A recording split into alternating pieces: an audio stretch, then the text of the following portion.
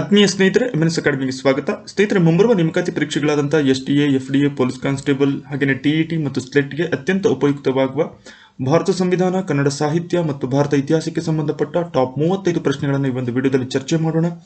ದಯವಿಟ್ಟು ಈ ವಿಡಿಯೋವನ್ನು ಕೊನೆಯವರೆಗೂ ವೀಕ್ಷಿಸಿ. ನಮ್ಮ ಪ್ರಯತ್ನ ಇಷ್ಟವಾದಲ್ಲಿ ನಮ್ಮ ಎಂಎನ್ಎಸ್ ಅಕಾಡೆಮಿ ಚಾನಲ್ ಅನ್ನು ಸಬ್ಸ್ಕ್ರೈಬ್ ಮಾಡಿ, ಲೈಕ್ ಮಾಡಿ, ಈ ವಿಡಿಯೋವನ್ನು ನಿಮ್ಮ ಸ್ನೇಹಿತರಿಗೂ ಕೂಡ ಶೇರ್ ಮಾಡಿ. ಮೊದಲ ಪ್ರಶ್ನೆ, ರಾಷ್ಟ್ರಪತಿ ಹುದ್ದೆಯ ಬಗ್ಗೆ ವಿವರಣೆಯನ್ನು ನೀಡುವ ಸಂವಿಧಾನದ ವಿಧಿ ಯಾವುದು? 52ನೇದು, 53ನೇ ವಿಧಿ, 54, 50ನೇ ವಿಧಿ. ಇನ್ನು ರಾಷ್ಟ್ರಕ್ಕೆ ಒಬ್ಬ ರಾಷ್ಟ್ರಪತಿ ಇರಬೇಕು ಅನ್ನುವಂತಹ ಆ ಹುದ್ದೆಯ ಬಗ್ಗೆ ವಿವರಣೆಯನ್ನು ನೀಡುವಂತಹ ಸಂವಿಧಾನದ ವಿಧಿ 52ನೆಯ ವಿಧಿಯಾಗಿದೆ. ಇನ್ನು 54ನೆಯ ವಿಧಿ ಏನಿದೆ, ಇದು ರಾಷ್ಟ್ರಪತಿ ಚುನಾವಣೆಯ ಬಗ್ಗೆ ನಮಗೆ ವಿವರಣೆಯನ್ನು ನೀಡುತ್ತದೆ. ರಾಷ್ಟ್ರಪತಿ ಚುನಾವಣೆಗೆ ನಿಲ್ಲುವ ಅಭ್ಯರ್ಥಿಯ ನಾಮಪತ್ರಕ್ಕೆ ಎಷ್ಟು ಜನ ಸೂಚಕರು ಸಹಿಯನ್ನು ಹಾಕಬೇಕು? 25, 50, 40, 10. ಸರಿಯಾದಂತಹ ಆಯ್ಕೆ 50 ಜನರು ಅವರ ನಾಮಪತ್ರಕ್ಕೆ ಸೂಚಕನಾಗಿ ಸಹಿಯನ್ನು ಹಾಕಬೇಕು. 15,000 ರೂಪಾಯಿ ಠೇವಣಿಯನ್ನು ಅವರು ಇಡಬೇಕಾಗುತ್ತೆ ಚುನಾವಣೆಯ ಸಂದರ್ಭದಲ್ಲಿ, ಚುನಾವಣೆಗೆ ನಿಲ್ಲಬೇಕಾದ್ರೆ. ಇನ್ನು ಅರ್ಹತೆಗಳಲ್ಲಿ ನೋಡಿದಾಗ ಬಹುಮುಖ್ಯವಾದಂಥ ಪ್ರಶ್ನೆ ಕೆಲವೊಮ್ಮೆ ಕೇಳ್ತಾರೆ, ಇವರಿಗೆ ಕನಿಷ್ಠ ವಯೋಮಿತಿ ಎಷ್ಟು ರಾಷ್ಟ್ರಪತಿ ಹುದ್ದೆಗೆ ಸ್ಪರ್ಧಿಸಲು ಅಂತ? 35 ವರ್ಷ ವಯಸ್ಸು ಹೊಂದಿರಬೇಕು. ರಾಷ್ಟ್ರಪತಿಯವರಿಗೆ ಪ್ರಮಾಣ ವಚನ ಬೋಧಿಸುವವರು ಯಾರು? ಸುಪ್ರೀಂ ಕೋರ್ಟ್ ಮುಖ್ಯ ನ್ಯಾಯಾಧೀಶರು, ಉಪರಾಷ್ಟ್ರಪತಿ, ಪ್ರಧಾನಮಂತ್ರಿ, ಹೈಕೋರ್ಟ್ ನ್ಯಾಯಾಧೀಶರು. ಸುಪ್ರೀಂ ಕೋರ್ಟ್ನ ಮುಖ್ಯ ನ್ಯಾಯಾಧೀಶರು ರಾಷ್ಟ್ರಪತಿಯಾಗಿ ಆಯ್ಕೆಯಾದಂತಹ ವ್ಯಕ್ತಿಗೆ ಪ್ರಮಾಣ ವಚನವನ್ನು ಬೋಧಿಸುತ್ತಾರೆ. ಸಂಸತ್ತಿನ ಅಧಿವೇಶನವನ್ನು ಕರೆಯುವ, ಮುಂದೂಡುವ ಮತ್ತು ವಿಸರ್ಜಿಸುವ ಅಧಿಕಾರವನ್ನು ಯಾರು ಹೊಂದಿದ್ದಾರೆ? ಆಯ್ಕೆ 4, ರಾಷ್ಟ್ರಪತಿಗಳು ಈ ಅಧಿಕಾರವನ್ನು ಹೊಂದಿದ್ದಾರೆ. ರಾಷ್ಟ್ರಪತಿಗಳ ಈ ಅಧಿಕಾರವನ್ನು ಶಾಸಕಾಂಗೀಯ ಅಧಿಕಾರ ಅಂತ ಕರಿತೀವಿ. ಸಂಸತ್ತಿನ ಅಧಿವೇಶನವನ್ನು ಕರೆಯುವಂತಹ, ಮುಂದೂಡುವಂತಹ ಅಥವಾ ಆ ಅಧಿವೇಶನವನ್ನು ವಿಸರ್ಜಿಸುವಂತಹ ಅಧಿಕಾರವನ್ನು ಸಮೇತ ಹೊಂದಿದ್ದಾರೆ. ಇನ್ನು ಅಧಿವೇಶನ ಇಲ್ಲದೇ ಇದ್ದಾಗ ಸುಗ್ರೀವಾಜ್ಞೆಗಳನ್ನು ಹೊರಡಿಸುವಂತಹ ಅಧಿಕಾರವನ್ನು ಕೂಡ ರಾಷ್ಟ್ರಪತಿ ಹೊಂದಿದ್ದಾರೆ. ಭಾರತದ ಸಂಚಿತ ನಿಧಿಯನ್ನು ಬಳಸಲು ಯಾರ ಅನುಮತಿ ಅವಶ್ಯಕವಾಗಿರುತ್ತದೆ? ರಿಸರ್ವ್ ಬ್ಯಾಂಕ್, ಆಡಿಟರ್ ಜನರಲ್, ರಾಷ್ಟ್ರಪತಿಗಳು, ಪ್ರಧಾನಮಂತ್ರಿ. ರಾಷ್ಟ್ರಪತಿಗಳ ಅನುಮತಿ ಅತ್ಯಂತ ಅವಶ್ಯಕವಾಗಿರುತ್ತೆ. ಕನ್ಸಾಲಿಡೇಟೆಡ್ ಫಂಡ್ ಅಂತ ಕರಿತೀವಿ, ಸಂಚಿತ ನಿಧಿ. ಸೊ ಇದರ ಬಳಕೆಯನ್ನು ಮಾಡಬೇಕು ಸರ್ಕಾರ ಅಂತೇಳಿದ್ರೆ ಇದಕ್ಕೆ ರಾಷ್ಟ್ರಪತಿಯವರ ಒಂದು ಒಪ್ಪಿಗೆ ಅಥವಾ ಅನುಮತಿ ಅನಿವಾರ್ಯವಾಗಿರುತ್ತದೆ. ರಾಷ್ಟ್ರಪತಿಗಳು ಹಣಕಾಸಿನ ಮಸೂದೆಗೆ ಎಷ್ಟು ದಿನಗಳ ಒಳಗೆ ಸಹಿ ಹಾಕಬೇಕು? ಫೈನಾನ್ಸ್ ಬಿಲ್ ಅಂತ ಕರಿತೀವಿ. 30 ದಿನಗಳು, 3 ತಿಂಗಳು, 14 ದಿನಗಳು, 10 ದಿನಗಳು. 14 ದಿನಗಳು ರಾಷ್ಟ್ರಪತಿಯವರಿಗೆ ಹಣಕಾಸಿನ ಮಸೂದೆಗೆ ಇಷ್ಟು ದಿನಗಳ ಒಳಗಾಗಿ ಸಹಿಯನ್ನು ಹಾಕುವರು. ಭಾರತಕ್ಕೆ ಒಬ್ಬ ಉಪರಾಷ್ಟ್ರಪತಿ ಇರಬೇಕು ಎಂದು ತಿಳಿಸುವ ಸಂವಿಧಾನದ ವಿಧಿ ಯಾವುದು? 60, 61, 62, 63. 63ನೆಯ ವಿಧಿ. ಸೊ ಇದು ಭಾರತಕ್ಕೆ ಒಬ್ಬ ಉಪರಾಷ್ಟ್ರಪತಿ ಹೊಂದಿರತಕ್ಕದ್ದು ಎನ್ನುವಂತಹ ಮಾಹಿತಿಯನ್ನು ತಿಳಿಸುತ್ತದೆ. ಭಾರತ ಸಂವಿಧಾನದ ಪ್ರಕಾರ ಉಪರಾಷ್ಟ್ರಪತಿಗೆ ರಾಷ್ಟ್ರಪತಿಯ ನಂತರದ ಸ್ಥಾನವನ್ನು ಕಲ್ಪಿಸಲಾಗಿದೆ. ಉಪರಾಷ್ಟ್ರಪತಿಗಳಿಗೆ ಪ್ರಮಾಣ ವಚನ ಬೋಧಿಸುವವರು ಯಾರು? ರಾಷ್ಟ್ರಪತಿಗಳು. ರಾಷ್ಟ್ರಪತಿಗಳಿಗೆ ಸುಪ್ರೀಂ ಕೋರ್ಟ್ನ ಮುಖ್ಯ ನ್ಯಾಯಮೂರ್ತಿಗಳು ಪ್ರಮಾಣ ವಚನವನ್ನು ಬೋಧಿಸಿದರೆ, ಉಪರಾಷ್ಟ್ರಪತಿಗಳಿಗೆ ರಾಷ್ಟ್ರಪತಿಗಳು ಪ್ರಮಾಣ ವಚನವನ್ನು ಬೋಧಿಸುವರು. ಪ್ರಧಾನಮಂತ್ರಿ ನೇಮಕದ ಬಗ್ಗೆ ವಿವರಿಸುವಂತಹ ವಿಧಿ ಯಾವುದು? 73, 75, 74, 70. 75ನೇ ವಿಧಿ ಏನಿದೆ, ಇದು ಪ್ರಧಾನಮಂತ್ರಿಗಳ ನೇಮಕದ ಬಗ್ಗೆ ಮಾಹಿತಿಯನ್ನು ನೀಡುತ್ತದೆ. ಸಂಸತ್ತಿನ ಸದಸ್ಯರಿಗೆಲ್ಲ ಪ್ರಮಾಣ ವಚನವನ್ನು ಬೋಧಿಸುವವರು ಯಾರು? ರಾಷ್ಟ್ರಪತಿಗಳು, ಸಭಾಪತಿ ಅಥವಾ ಹಂಗಾಮಿ ಸಭಾಪತಿ, ಉಪಸಭಾಪತಿ, ಪ್ರಧಾನಮಂತ್ರಿ. ಆಯ್ಕೆ 2, ಸಭಾಪತಿ ಅಥವಾ ಹಂಗಾಮಿ ಸಭಾಪತಿಯಾಗಿ ಯಾರಿರ್ತಾರೋ ಅವರು ಸಂಸತ್ತಿನ ಎಲ್ಲ ಸದಸ್ಯರಿಗೂ ಸಮೇತ ಸದನದಲ್ಲಿ ಪ್ರಮಾಣ ವಚನವನ್ನು ಬೋಧಿಸುವರು. ಮಸೂದೆಯು ಸಾಮಾನ್ಯ ಮಸೂದೆ ಅಥವಾ ಹಣಕಾಸಿನ ಮಸೂದೆ ಎಂದು ನಿರ್ಧರಿಸುವವರು ಯಾರು? ಲೋಕಸಭಾ ಸ್ಪೀಕರ್ ಅಥವಾ ಲೋಕಸಭಾ ಸಭಾಪತಿ ಏನಿರ್ತಾರೆ, ಇವರ ಕಾರ್ಯಗಳಲ್ಲಿ ಯಾವುದೇ ಒಂದು ಮಸೂದೆಯ ಮಂಡನೆ ಆಗೋದಕ್ಕಿಂತ ಮುಂಚೆ ಅದು ಸಾಮಾನ್ಯ ಮಸೂದೆಯೇ ಅಥವಾ ಹಣಕಾಸಿನ ಮಸೂದೆಯೇ ಅಂತ ನಿರ್ಧರಿಸುವಂತಹ ಅಧಿಕಾರವನ್ನು ಇವರು ಹೊಂದಿದ್ದಾರೆ. ಸುಪ್ರೀಂ ಕೋರ್ಟ್ನ ಇತರೆ ನ್ಯಾಯಾಧೀಶರಿಗೆ ಪ್ರಮಾಣ ವಚನವನ್ನು ಬೋಧಿಸುವವರು ಯಾರು? ಮುಖ್ಯ ನ್ಯಾಯಮೂರ್ತಿಗಳಿಗೆ ರಾಷ್ಟ್ರಪತಿಗಳು ಬೋಧಿಸ್ತಾರೆ, ಆದರೆ ಇತರೆ ನ್ಯಾಯಾಧೀಶರು, ಇನ್ನುಳಿದಂಥ ನ್ಯಾಯಾಧೀಶರುಗಳಿಗೆ ಪ್ರಮಾಣ ವಚನವನ್ನು ಬೋಧಿಸುವವರು ಯಾರು? ಆಯ್ಕೆ 2, ಸುಪ್ರೀಂ ಕೋರ್ಟ್ನ ಮುಖ್ಯ ನ್ಯಾಯಾಧೀಶರು, ಚೀಫ್ ಜಸ್ಟಿಸ್ ಆಫ್ ಇಂಡಿಯಾ ಏನಿರ್ತಾರೆ ಇವರು ಇತರೆ ನ್ಯಾಯಾಧೀಶರಿಗೆ ಪ್ರಮಾಣ ವಚನವನ್ನು ಬೋಧಿಸುವರು. ಭಾರತದ ಸಂವಿಧಾನದ ಎರಡನೇ ಭಾಗವು ಯಾವುದರೊಂದಿಗೆ ವಿವರಿಸುತ್ತದೆ? ಪೌರತ್ವ, ಮೂಲಭೂತ ಕರ್ತವ್ಯಗಳು, ಮೂಲಭೂತ ಹಕ್ಕುಗಳು, ರಾಜ್ಯ ನಿರ್ದೇಶಕ ತತ್ವಗಳು. ಇದರಲ್ಲಿ ಭಾರತ ಸಂವಿಧಾನದ ಎರಡನೇ ಭಾಗವು ಪೌರತ್ವಕ್ಕೆ ಸಂಬಂಧಪಟ್ಟ ಮಾಹಿತಿಯನ್ನು ನಮಗೆ ತಿಳಿಸುತ್ತದೆ. ಅಂದರೆ ಭಾರತದಲ್ಲಿ ಪೌರತ್ವವನ್ನು ಪಡೆಯುವಂಥ ವಿಧಾನಗಳು ಮತ್ತು ಪೌರತ್ವ ರದ್ದಾಗುವಂಥ ಪ್ರಕ್ರಿಯೆಗಳು, ಇದರ ಬಗ್ಗೆ ಮಾಹಿತಿಯನ್ನು ನೀಡುತ್ತದೆ. ಈ ಕೆಳಗಿನ ಯಾವ ದೇಶವು ದ್ವಿಪೌರತ್ವ ವ್ಯವಸ್ಥೆಯನ್ನು ಹೊಂದಿದೆ? Bharat, Nepal, China, America. ಇದಕ್ಕೆ ಸರಿ ಉತ್ತರ ಅಮೆರಿಕ ದೇಶ. ಅದಕ್ಕೆ ಯುನೈಟೆಡ್ ಸ್ಟೇಟ್ಸ್ ಆಫ್ ಅಮೆರಿಕ ಅಂತ ಕರಿತೀವಿ. ಅಮೆರಿಕ ದೇಶದಲ್ಲಿ 2 ರೀತಿಯ ಪೌರತ್ವ ವ್ಯವಸ್ಥೆಯನ್ನು ಕಾಣ್ತೀವಿ. ದ್ವಿಪೌರತ್ವವನ್ನು ಪ್ರತಿಯೊಬ್ಬ ಪ್ರಜೆಯಲ್ಲಿ ಪಡೆದಿರ್ತಾನೆ, ಆದರೆ ಭಾರತದಲ್ಲಿ ಏಕಪೌರತ್ವ ವ್ಯವಸ್ಥೆಯನ್ನು ನಾವು ಕಾಣುತ್ತೇವೆ. ಭಾರತೀಯ ಸಂವಿಧಾನದ ಈ ಭಾಗವು ಮೂಲಭೂತ ಕರ್ತವ್ಯಗಳಿಗೆ ಸಂಬಂಧಿಸಿದೆ. ಅಂದರೆ ಮೂಲಭೂತ ಕರ್ತವ್ಯಗಳಿಗೆ ಸಂಬಂಧಪಟ್ಟ ಹಾಗೆ ಎಲ್ಲಿ ನಾವು ವಿವರಣೆಯನ್ನು ಕಾಣುತ್ತೇವೆ? ಅದು ಸಂವಿಧಾನದ 4 ಉಪಭಾಗ ಎ ಏನಿದೆ, ಈ ಒಂದು ಭಾಗದಲ್ಲಿ ನಾವು ಭಾರತೀಯ ಸಂವಿಧಾನದ ಮೂಲಭೂತ ಕರ್ತವ್ಯಗಳನ್ನು ಕಾಣಬಹುದು. ಕೇಂದ್ರ ಹಣಕಾಸು ಸಚಿವರು ಸಂಸತ್ತಿನಲ್ಲಿ ಬಜೆಟ್ ಮಂಡಿಸುವ ವಿಚಾರದ ಬಗ್ಗೆ ವಿವರಿಸುವ ಸಂವಿಧಾನದ ವಿಧಿ ಯಾವುದು? 112ನೇ ವಿಧಿ ಏನಿದೆ, ಇದು ಹಣಕಾಸು ಸಚಿವರು, ಫೈನಾನ್ಸ್ ಮಿನಿಸ್ಟರ್ ಏನಿದ್ದಾರೆ, ಸಂಸತ್ತಿನಲ್ಲಿ ಬಜೆಟ್ ಅನ್ನು ಮಂಡಿಸುವಂತಹ ವಿಚಾರದ ಬಗ್ಗೆ ವಿವರಣೆಯನ್ನ ನೀಡುತ್ತದೆ. ರಾಷ್ಟ್ರಪತಿಯವರು ಎಷ್ಟು ವರ್ಷಗಳಿಗೊಮ್ಮೆ ಹಣಕಾಸು ಆಯೋಗವನ್ನ ರಚನೆ ಮಾಡುವರು? 5 ವರ್ಷಗಳಿಗೊಮ್ಮೆ ರಾಷ್ಟ್ರಪತಿಯವರು ಫೈನಾನ್ಸ್ ಕಮಿಷನ್ ಅಥವಾ ಹಣಕಾಸು ಆಯೋಗವನ್ನ ರಚನೆ ಮಾಡ್ತಾರೆ. ರಾಷ್ಟ್ರಪತಿಯವರು 124 ಉಪವಿಧಿ 2ರ ಅನ್ವಯ ಈ ಕೆಳಗಿನ ಯಾರನ್ನು ನೇಮಿಸುವ ಅಧಿಕಾರವನ್ನು ಹೊಂದಿದ್ದಾರೆ? ಅಟಾರ್ನಿ ಜನರಲ್, ರಾಜ್ಯಪಾಲರು, ಸರ್ವೋಚ್ಚ ನ್ಯಾಯಾಲಯದ ನ್ಯಾಯಾಧೀಶರು, ಹಣಕಾಸು ಆಯೋಗದ ಅಧ್ಯಕ್ಷರು. ಇದರಲ್ಲಿ ಸರ್ವೋಚ್ಚ ನ್ಯಾಯಾಲಯದ ನ್ಯಾಯಾಧೀಶರು, ಚೀಫ್ ಜಸ್ಟಿಸ್ ಆಫ್ ಇಂಡಿಯಾ ಅಂತ ಕರಿತೀವಿ, ಇವರನ್ನ ನೇಮಕ ಮಾಡುವಂತಹ ಅಧಿಕಾರವನ್ನು ಹೊಂದಿದ್ದಾರೆ. ಇದರ ಬಗ್ಗೆ ವಿವರಣೆಯನ್ನು ನೀಡುವಂತಹ ಸಂವಿಧಾನದ ವಿಧಿ 124 ಉಪವಿಧಿ 2. ಹಾಗೆಯೇ ಸುಪ್ರೀಂ ಕೋರ್ಟ್ನ ಜಡ್ಜ್ಗೆ ಪ್ರಮಾಣ ವಚನವನ್ನು ಬೋಧಿಸುವವರು ಕೂಡ ರಾಷ್ಟ್ರಪತಿಯವರೇ ಆಗಿರುತ್ತಾರೆ. ಮೂಲ ಸಂವಿಧಾನದಲ್ಲಿ ಎಷ್ಟು ವಿಧಿಗಳಿದ್ದವು? ಅಂದರೆ ಸಂವಿಧಾನ ರಚನೆಯಾದಂತಹ ಸಂದರ್ಭಕ್ಕೆ ಸಂವಿಧಾನದಲ್ಲಿದ್ದಂತಹ ಒಟ್ಟು ವಿಧಿಗಳ ಸಂಖ್ಯೆ 395. ಇವನ್ನ ಕಲಂಗಳು ಅಂತಾನೂ ಕೂಡ ಕರಿತೀವಿ. ಅನುಸೂಚಿಗಳು 8 ಇದ್ದವು, ಭಾಗಗಳು 18 ಇದ್ದವು. ಈಗ ಪ್ರಸ್ತುತ 400ಕ್ಕಿಂತ ಹೆಚ್ಚು ವಿಧಿಗಳಿದ್ದು ಅನುಸೂಚಿಗಳು 12, ಭಾಗಗಳು 22 ಹೊಂದಿದ್ದವು. ವಿಶ್ವಸಂಸ್ಥೆಯ ಸಂಸ್ಥಾಪನಾ ದಿನವನ್ನು ಯಾವಾಗ ಆಚರಿಸುವರು?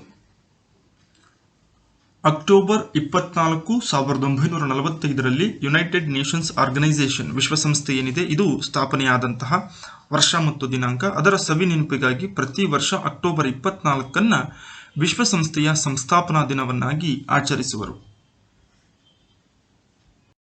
ಭಾರತದ ಸರ್ವೋಚ್ಚ ನ್ಯಾಯಾಲಯದ ನ್ಯಾಯಮೂರ್ತಿಯಾಗಿ ವಕೀಲರ ಸಂಘದಿಂದ ನೇರವಾಗಿ ಹುದ್ದೆಗೇರಿಸಲ್ಪಟ್ಟ ದೇಶದ ಮೊದಲ ಮಹಿಳಾ ವಕೀಲೆ ಯಾರು?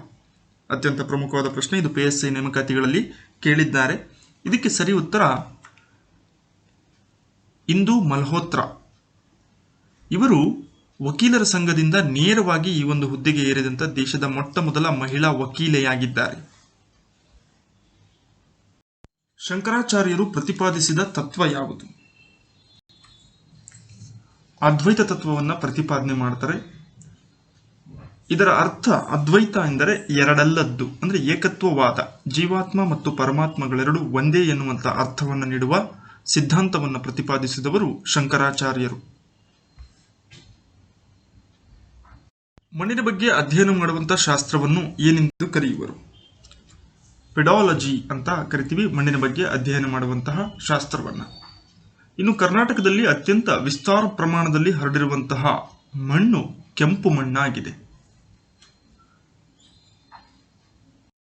RTPS ಶಕ್ತಿನಗರ ವಿಷ್ಣು ವಿದ್ಯುತ್ ಸ್ಥಾವರ ಯಾವ ಜಿಲ್ಲೆಯಲ್ಲಿದೆ? ಇದು ಕರ್ನಾಟಕದ ವಿದ್ಯುತ್ ಉತ್ಪಾದನೆಯ ಅತ್ಯಂತ ಪ್ರಮುಖ ಉಷ್ಣ ವಿದ್ಯುತ್ ಸ್ಥಾವರವಾಗಿದೆ. ಇದಿರುವಂಥದ್ದು ರಾಯಚೂರು ಜಿಲ್ಲೆಯಲ್ಲಿ. RTPS means Raichur thermal power station ಅಂತ ಕರಿತೀವಿ. ರಾಯಚೂರು ಜಿಲ್ಲೆಯಲ್ಲಿದ್ದು ಕರ್ನಾಟಕದ ಅತ್ಯಂತ ಪ್ರಮುಖ ವಿದ್ಯುತ್ ಉತ್ಪಾದನಾ ಉಷ್ಣ ವಿದ್ಯುತ್ ಸ್ಥಾವರವಾಗಿದೆ. ಶಿಕ್ಷಣ ವಿಷಯವು ಸಂವಿಧಾನದ ಯಾವ ಪಟ್ಟಿಯಲ್ಲಿ ಬರುತ್ತದೆ? ಕೇಂದ್ರ ಪಟ್ಟಿ, ರಾಜ್ಯ ಪಟ್ಟಿ, ಸಮವರ್ತಿ ಪಟ್ಟಿ, ಇದರಲ್ಲಿ ಯಾವುದೂ ಅಲ್ಲ. ಆಯ್ಕೆ 3 ಸಮವರ್ತಿ ಪಟ್ಟಿ ಅಥವಾ ಕಾನ್ಕರೆಂಟ್ ಲಿಸ್ಟ್ ಅಂತ ಕರಿತೀವಿ.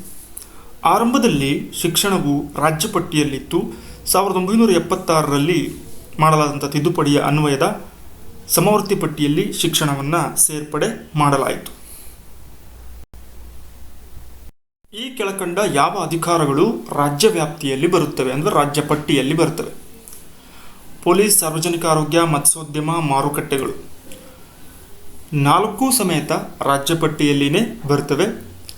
3 ರೀತಿಯ ಪಟ್ಟಿಯನ್ನು ಕಾಣ್ತೇವೆ: ಕೇಂದ್ರ ಪಟ್ಟಿ, ರಾಜ್ಯ ಪಟ್ಟಿ ಮತ್ತು ಸಮವರ್ತಿ ಪಟ್ಟಿಗಳು. ಸೊ ಇಲ್ಲಿ ನೀಡಲಾಗಿರುವಂತಹ ಅಧಿಕಾರಗಳೇನಿದ್ದಾವೆ ಅಥವಾ ಸೇವೆಗಳೇನಿದ್ದಾವೆ ಇವೆಲ್ಲವೂ ಸಮೇತ ರಾಜ್ಯ ಪಟ್ಟಿಯ ವ್ಯಾಪ್ತಿಯಲ್ಲಿ ಬರುತ್ತವೆ. ಇಸಿಲಾ ಎಂಬ ಕನ್ನಡದ ಅತಿ ಪ್ರಾಚೀನ ದಾಖಲೆ ಪದ ಯಾವ ಶಾಸನದಲ್ಲಿ ದೊರೆತಿದೆ? ಅಶೋಕನ ಶಾಸನ, ಐಹೊಳೆ ಶಾಸನ, ಅಲ್ಮಿಡಿ ಶಾಸನ ಮತ್ತು ಬಾದಾಮಿ ಶಾಸನ. ಸರಿಯಾದ ಉತ್ತರ ಅಶೋಕನ ಶಾಸನದಲ್ಲಿ. ಕನ್ನಡ ಸಾಹಿತ್ಯವು 2000 ವರ್ಷಗಳಷ್ಟು ಹಳೆಯದು ಎನ್ನುವುದಕ್ಕೆ ಸಾಕ್ಷಿಯಾಗಿ ಚಿತ್ರದುರ್ಗ ಜಿಲ್ಲೆಯ ಬ್ರಹ್ಮಗಿರಿಯ ಬಂಡೆಯ ಮೇಲಿರುವಂತಹ ಅಶೋಕನ ಶಾಸನದಲ್ಲಿರುವಂತಹ ಇಸಿಲಾ ಎಂಬ ಪದ ಏನಿದೆ ಇದು ಕನ್ನಡ ಭಾಷೆಯ ಅತಿ ಪ್ರಾಚೀನ ದಾಖಲೆ ಎನ್ನುವಂತಹ ಖ್ಯಾತಿಯನ್ನು ಪಡೆದಿದೆ. ಹೀಗಾಗಿ ಈ ಒಂದು ಪದದಿಂದ ಕನ್ನಡ ಭಾಷೆ ಅತ್ಯಂತ ಪ್ರಾಚೀನ ಕಾಲದಲ್ಲಿನೇ ಬಳಕೆಯಲ್ಲಿತ್ತು ಅನ್ನುವಂಥ ಮಾಹಿತಿ ನಮಗೆ ತಿಳಿದು ಬರುತ್ತದೆ. ಈ ಕೆಳಗಿನ ಯಾವ ಪದಗಳು ಟಾಲೆಮಿ ಜಿಯಾಗ್ರಫಿಯ ಗ್ರಂಥದಲ್ಲಿ ಉಲ್ಲೇಖಿಸಿದ್ದಾನೆ? ಮೊದಗಲ್, ಕಲ್ಲಗೋರಿಸ್. 1ನೆಯ ಪದ ಮಾತ್ರ ಇದೆ, 1 ಮತ್ತು 2ನೆಯ ಪದ ಮಾತ್ರ ಇದೆ.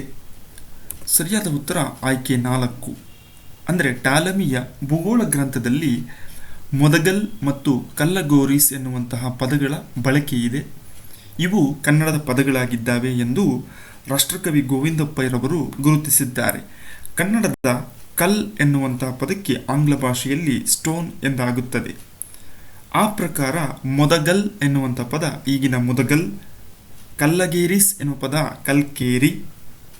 ಹೀಗಾಗಿ ಈ ಪದಗಳಲ್ಲಿ ಬಳಸಿರುವಂಥ ಕಲ್ ಎನ್ನುವಂತಹ ಪದ ಏನಿದೆ ಕನ್ನಡದ ಘಟಕ ಪದವಾಗಿದೆ ಎನ್ನುವಂಥದ್ದು ಸಾಹಿತ್ಯ ಸಂಶೋಧಕರ ಅಭಿಪ್ರಾಯವಾಗಿದೆ. ತುಪ್ಪ, ಹೊಟ್ಟೆ, ತೀರ್ ಎಂಬ ಪದಗಳು ಯಾವ ಪ್ರಾಚೀನ ಕೃತಿಯಲ್ಲಿ ದೊರೆತಿವೆ? ಶಾಂತಿ ಪುರಾಣ, ಕವಿರಾಜಮಾರ್ಗ, ಗಾತಸಪ್ತಸತಿ, ಆದಿಪುರಾಣ. ಸರಿಯಾದ ಉತ್ತರ ಗಾತಸಪ್ತಸತಿ.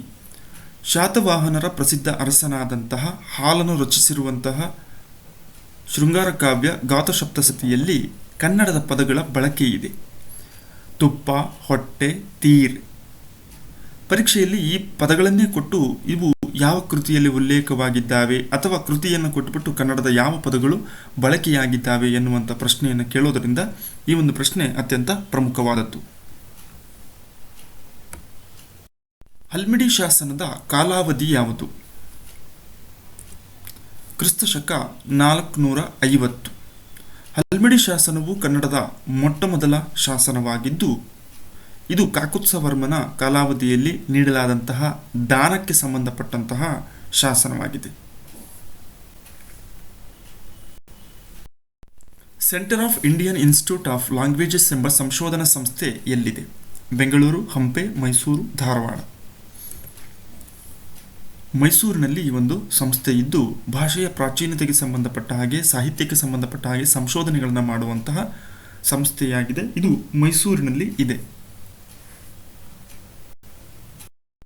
ಕವಿರಾಜಮಾರ್ಗ ಕೃತಿಯು ಯಾವ ಸಾಹಿತ್ಯ ಕಾಲಘಟ್ಟಕ್ಕೆ ಸೇರುವುದಾಗಿದೆ? ಪೂರ್ವದ ಹಳಗನ್ನಡ, ಹಳಗನ್ನಡ, ನಡುಗನ್ನಡ, ಹೊಸಗನ್ನಡ. ಆಯ್ಕೆ 1 ಪೂರ್ವದ ಹಳಗನ್ನಡ. ಕನ್ನಡ ಭಾಷೆಯ ವಿವಿಧ ಹಂತಗಳನ್ನು ಅಥವಾ ಕನ್ನಡ ಭಾಷೆಯ ಅವಸ್ಥಾಂತರಗಳು ಅಂತ ಕರಿತೀವಿ. 5 ವಿಭಾಗಗಳಾಗಿ ಸಾಹಿತ್ಯ ವಿದ್ವಾಂಸರು ಗುರುತಿಸಿದ್ದಾರೆ. ಪೂರ್ವದ ಹಳಗನ್ನಡ, ಹಳಗನ್ನಡ, ನಡುಗನ್ನಡ, ಹೊಸಗನ್ನಡ ಮತ್ತು ಆಧುನಿಕ ಕನ್ನಡ. ಇದರಲ್ಲಿ ಕವಿರಾಜ ಮಾರ್ಗ ಕನ್ನಡದಲ್ಲಿ ಮೊದಲ ಉಪಲಬ್ಧ ಗ್ರಂಥವಾಗಿದೆ. ಇದು ಪ್ರಾರಂಭದಲ್ಲಿ ಇದ್ದಂತಹ ಸಾಹಿತ್ಯ ಬೆಳವಣಿಗೆ ಆಗಿರುವುದರಿಂದ ಪೂರ್ವದ ಹಳಗನ್ನಡ ಅವಸ್ಥಾಭೇದಕ್ಕೆ ಸೇರಿದ್ದಾಗಿದೆ. ಕನ್ನಡ ಪ್ರಾದೇಶಿಕ ಉಪಭಾಷೆಗಳನ್ನು ಎಷ್ಟು ವಿಧಗಳಾಗಿ ವಿಂಗಡಿಸಿದೆ? 4 ವಿಧಗಳಾಗಿ ವಿಂಗಡಿಸಿದೆ. ಮೊದಲನೆಯದು ಗುಲ್ಬರ್ಗಾ ಕನ್ನಡ, ಧಾರವಾಡ ಕನ್ನಡ, ಮಂಗಳೂರು ಕನ್ನಡ ಮತ್ತು ಮೈಸೂರು ಕನ್ನಡ. ಕರ್ನಾಟಕ ರಾಜ್ಯದಲ್ಲಿ ಒಂದೇ ಕನ್ನಡ ಭಾಷೆಯನ್ನು ಬೇರೆ ಬೇರೆ ರೂಪದಲ್ಲಿ ಬಳಕೆಯಲ್ಲಿರೋದನ್ನು ನಾವು ಗಮನಿಸಬಹುದು. ಅದರಂತೆ 4 ಪ್ರಾದೇಶಿಕ ಉಪಭಾಷಾ ವಿಭಾಗಗಳಾಗಿ ವಿಂಗಡಣೆ ಮಾಡಲಾಗಿದೆ. ದುಕಾನ, ಕಿರಾಯ, ನಸೀಬ, ದೋಸ್ತ ಈ ರೀತಿ ಪದಗಳು ಯಾವ ಪ್ರಾದೇಶಿಕ ಉಪಭಾಷೆ ಗುಂಪಿಗೆ ಸೇರಿವೆ? ಮೈಸೂರು, ಧಾರವಾಡ, ಗುಲ್ಬರ್ಗಾ, ಮಂಗಳೂರು. ಗುಲ್ಬರ್ಗಾ ಪ್ರಾದೇಶಿಕ ಉಪಭಾಷಾ ವಿಭಾಗಕ್ಕೆ ಸೇರಿದ್ದಾವೆ. ಕಾರಣ ಅಲ್ಲಿ ಬಹುಮನಿ ಸುಲ್ತಾನರು ಮತ್ತು ಬಿಜಾಪುರದ ಆದಿಲ್ ಶಾಹಿಗಳ ಆಳ್ವಿಕೆಯನ್ನು ಕಾಣ್ತೀವಿ. ಹಾಗಾಗಿ ಉರ್ದು ಭಾಷೆಯ ಪ್ರಭಾವ ಆ ಒಂದು ಪ್ರಾದೇಶಿಕ ವಿಭಾಗದಲ್ಲಿ ಹೆಚ್ಚಿನ ಪ್ರಮಾಣದಲ್ಲಿ ಕಾಣುವುದರಿಂದ ಈ ಎಲ್ಲ ಪದಗಳು ಅಲ್ಲಿ ಜನರೂಢಿಯಲ್ಲಿ ಬಳಕೆಯಲ್ಲಿ ಕನ್ನಡ ಭಾಷೆಯೊಂದಿಗೆ ಇದ್ದಾವೆ. ಪ್ರತಿಯೊಂದು ವರ್ಗದವರು ಪ್ರತ್ಯೇಕವಾಗಿ ಆಡುವ ಭಾಷೆಗಳನ್ನು ಏನೆಂದು ಕರೆಯುವರು? ಸಾಮಾಜಿಕ ಉಪಭಾಷೆ, ಧಾರ್ಮಿಕ ಉಪಭಾಷೆ, ಸ್ಥಾನಿಕ ಉಪಭಾಷೆ, ಸ್ಥಳೀಯ ಭಾಷೆ. ಸಾಮಾಜಿಕ ಉಪಭಾಷೆ ಅಂತ ಕರಿತೀವಿ. ಈಗ ವಿಭಾಗಗಳ ಆಧಾರದ ಮೇಲೆ ನೋಡಿದ ಮೇಲೆ ಆಯಾ ವರ್ಗದವರು, ಒಂದು ಜಾತಿ ಇರ್ಬೋದು, ಧರ್ಮದವರು ಇರ್ಬೋದು, ಆಯಾ ವರ್ಗದವರು ಮಾತನಾಡುವಂಥ ಭಾಷೆಯನ್ನು ನಾವು ಸಾಮಾಜಿಕ ಉಪಭಾಷೆ ಅಂತ ಕರಿತೀವಿ. ಸ್ನೇಹಿತರೆ, ನಿಮಗಾಗಿ 2 ಪ್ರಶ್ನೆಗಳು. ಇವುಗಳ ಉತ್ತರವನ್ನು ಕಮೆಂಟ್ನಲ್ಲಿ ನೀಡಿ. ರಾಮಗುಂಡಂ ಸೌರ ವಿದ್ಯುತ್ ಸ್ಥಾವರ ಯಾವ ರಾಜ್ಯದಲ್ಲಿದೆ? 2ನೇ ಪ್ರಶ್ನೆ, ಭಾರತದ 2ನೇ ಅತಿದೊಡ್ಡ ನದಿ ಯಾವುದು? 2 ಪ್ರಶ್ನೆಗಳಿಗೂ ಕಮೆಂಟ್ನಲ್ಲಿ ಉತ್ತರವನ್ನು ನೀಡಿ. ಮುಂದಿನ ಮತ್ತೊಂದು ಉಪಯುಕ್ತ ವಿಡಿಯೋದೊಂದಿಗೆ ತಮ್ಮನ್ನು ಭೇಟಿಯಾಗೋಣ. ಧನ್ಯವಾದಗಳು.